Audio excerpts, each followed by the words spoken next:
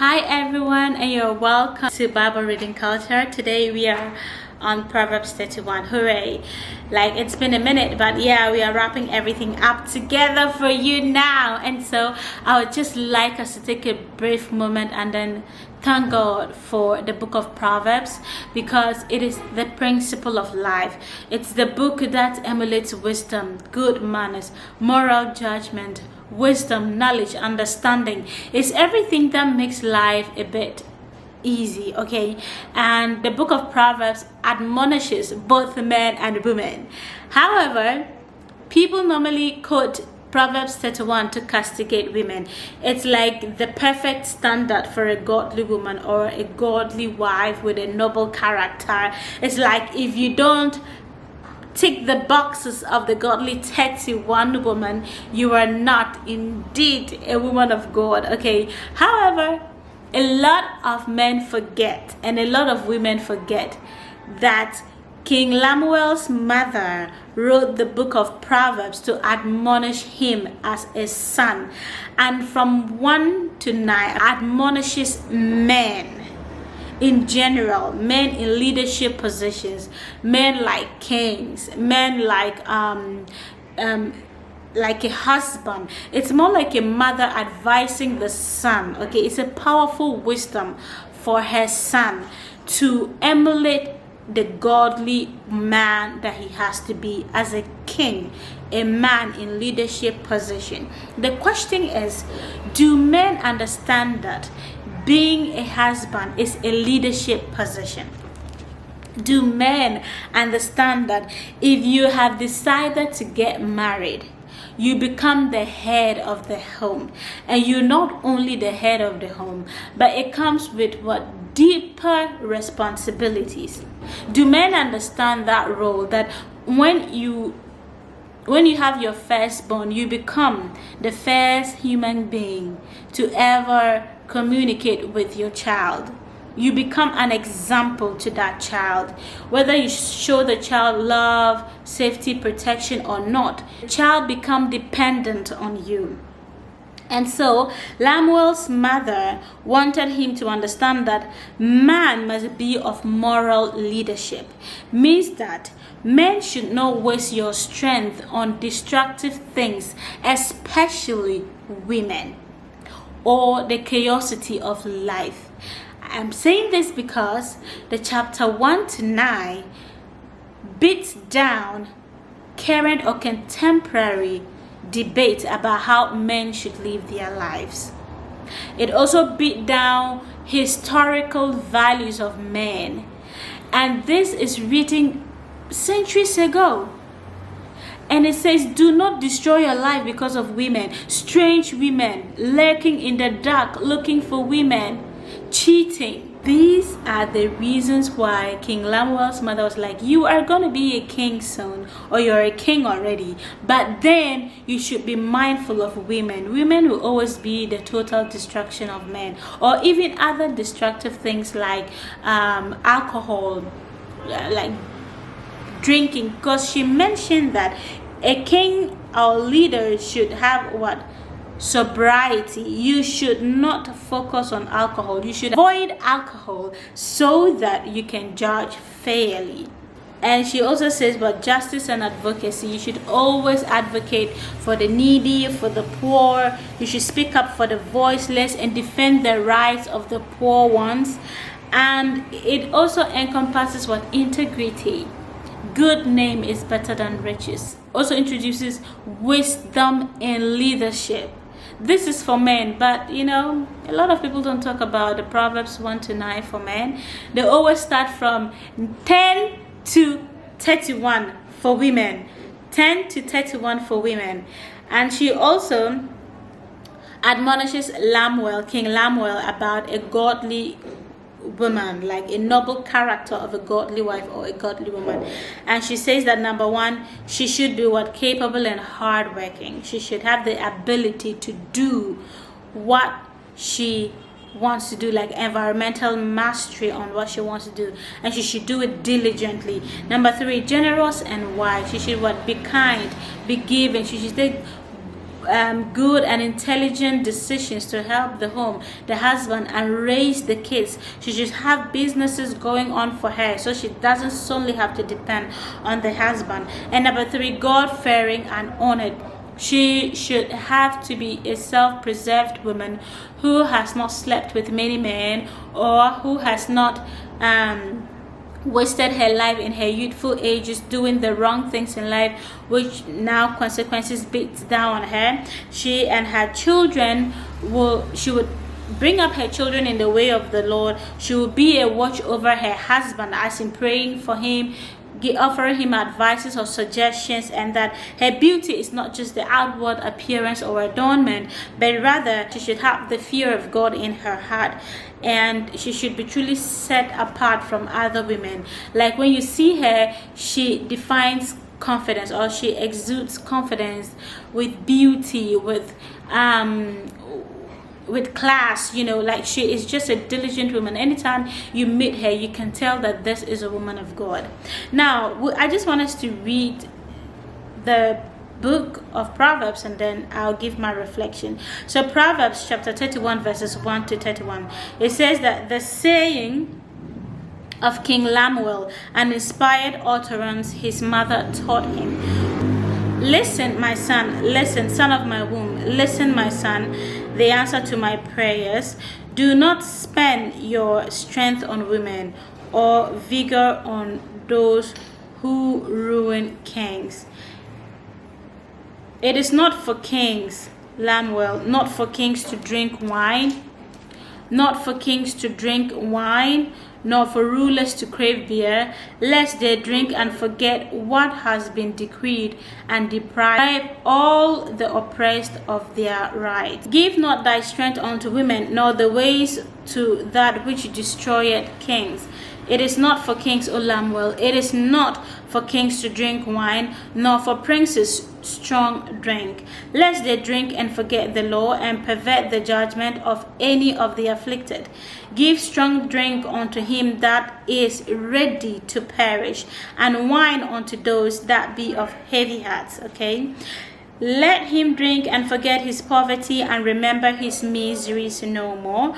Open thy mouth for the dumb in the cause of all such as are appointed to destruction. Open thy mouth, judge righteously, and plead the cause for the poor and needy. Who can find a virtuous wife? For her price is far above rubies. The heart of her husband do safely trust in her, so that he shall have no need of spoil. She will do him good and not evil all the days of her life. She seeketh wool and flax, and worketh willingly with her hands. She is like the merchant ships. She bringeth her food from afar. She rises only while it is yet night, and giveth meat to her household, and a portion to her maidens. She considered a field and buyeth it. With the fruit of her hands she planted a vineyard. She gathered her loins with strength, and strengthened her arms. She perceived that her merchandise is good. Her candle goeth not out by night. She laid her hands on the spindle, and her hands hold the distaff. She stretched out her hand to the poor, yea, she reached forth her hands to the needy. She is not afraid of the snow for her household, for all her household are clothed with scarlet. She maketh herself coverings of tapestry. Her clothing is silk and purple. Her husband is known in the gates, when he sitteth among the elders of the land. She maketh fine linen, and selleth it, and delivered girdles unto the merchant. Strength and honor are her clothing. She shall rejoice in time to come. She openeth her mouth with wisdom, and in her tongue is the law of kindness. She looketh well to the ways of her household, and eateth not the bread of idleness. Many daughters have done virtuously, but thou excellest them all. Favor is deceitful, and beauty is vain, but a woman who fears the Lord, she shall be praised. Give her of the fruit of her hands, and let her own work praise her in her gates. This is it for Proverbs 31. There is an application of wisdom for not only women, but for men as well. Godly wisdom. This godly wisdom is in action, not just in words, but in deeds, in your values, in your beliefs, in the things that you trust in. She trusts in the Lord. She always trusts in the Lord. And this tells us that if we have good values, if we have positive values, we should look for friendship groups, whether male or females, who also have the same values. An example is love. People who confess they love you, is it in action or is just in words? Is it in deeds or just in passing? Okay, is it active or is passive? I'm mentioning all these to let you understand that people can confess that they love you but not show it to you. And the question is, as a godly woman who knows what love is, who knows that Jesus Christ came to die and he did it, we saw it, there was action backed up by his value of love, and love has become the most powerful tool on earth today. And without love we are nothingness, but Christ came to show what it is to die, to sacrifice his life for us. So the key wisdom here, or the godly wisdom here, is first of all love. If Christ is the example, let him be the leader of all the things you do. Number 2 is value. Okay, value for women, or value of women. It says that the chapter exalts strength, intelligence, diligence, dignity, and spiritual depth of a woman.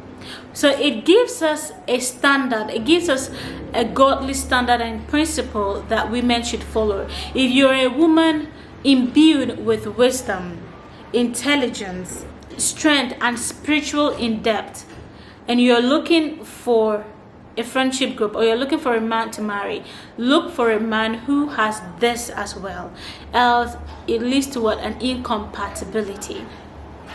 You may want to be the Proverbs 31 woman, but if you don't find a man who fits well into this category, you find it very difficult. Number 3, balance of roles. Okay, she is a wife, a businesswoman, community helper, and a spiritual anchor. And I saw this in my mom, because my mom was a wife, of course, a very good wife, a businesswoman, she was the first large-scale baker in the town. Of course, she had business going. When I say business going, I mean the moolah was coming in.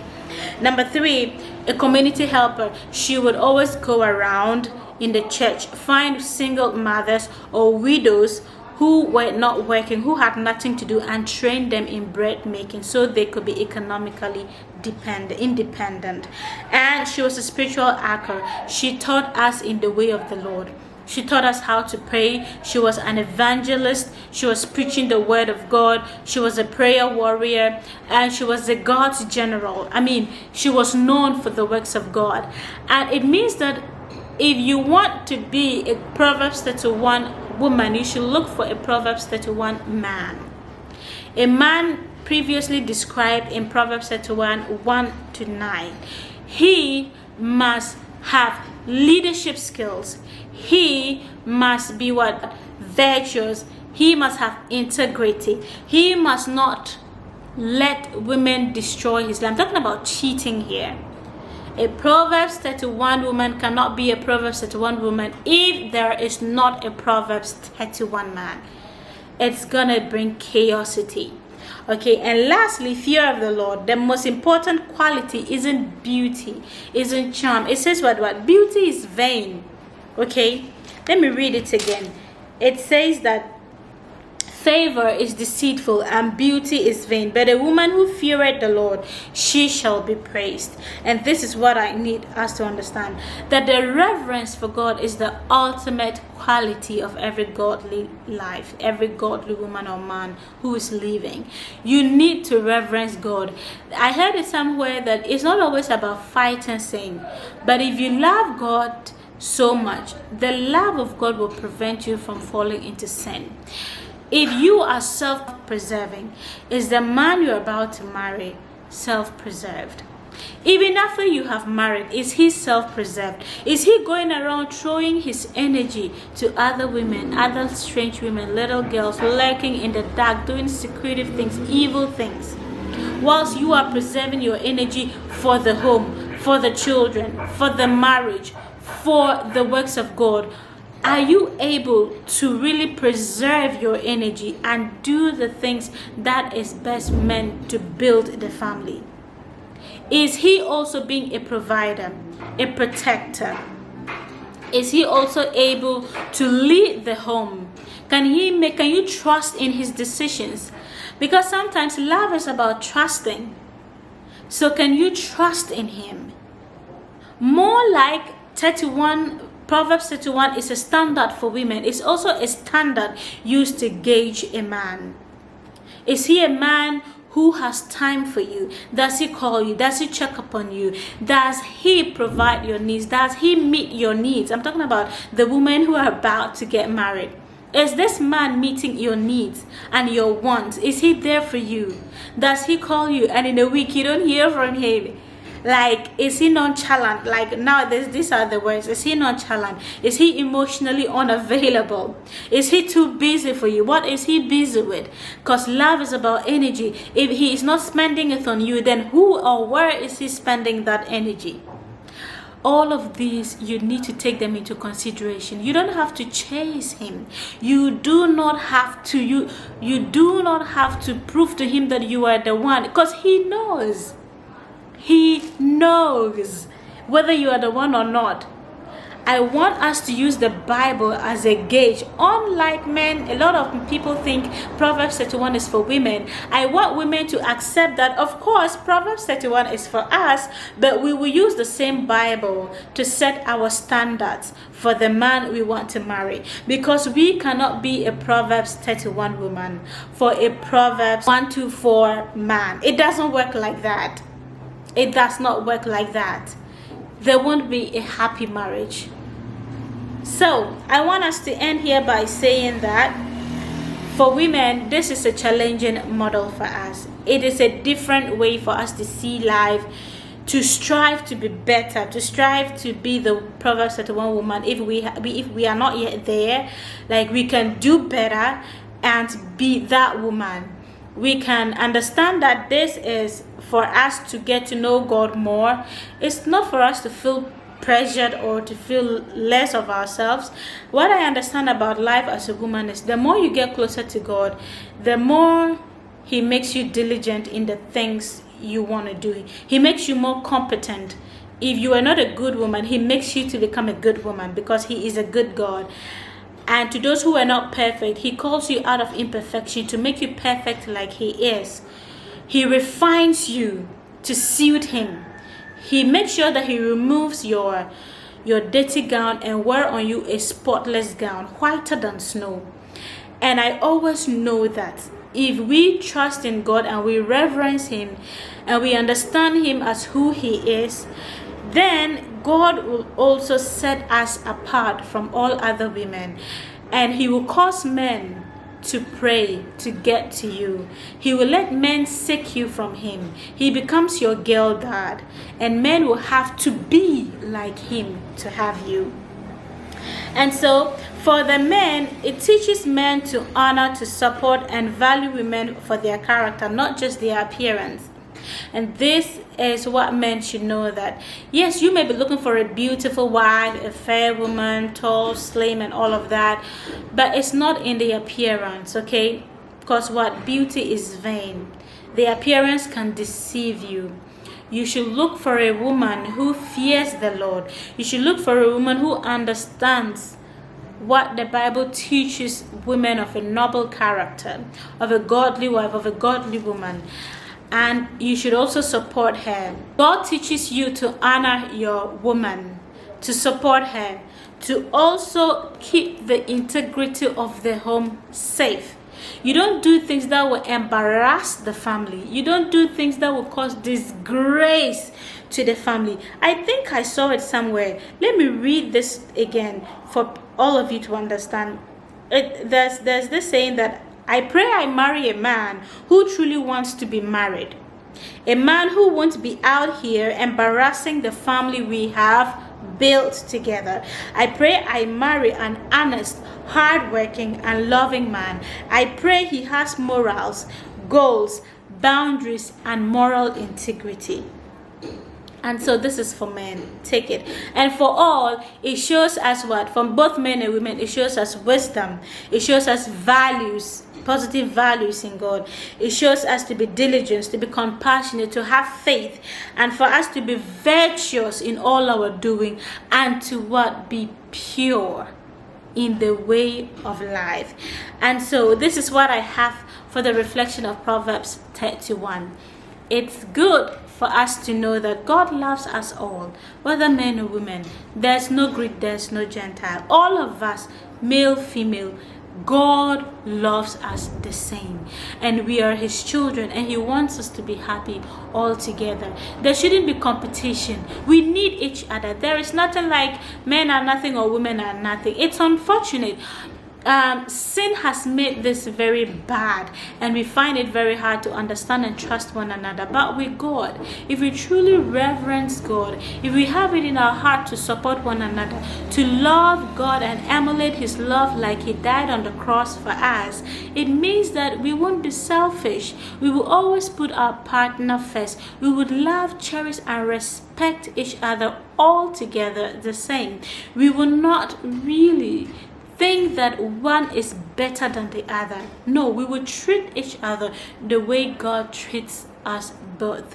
Thank you so much for your time, and bye. Remember to like, remember to subscribe and share, and also comment. Sometimes I need to know what kind of content you want me to create. And this is the last chapter for Bible reading culture. I hope you enjoyed it though. Bye.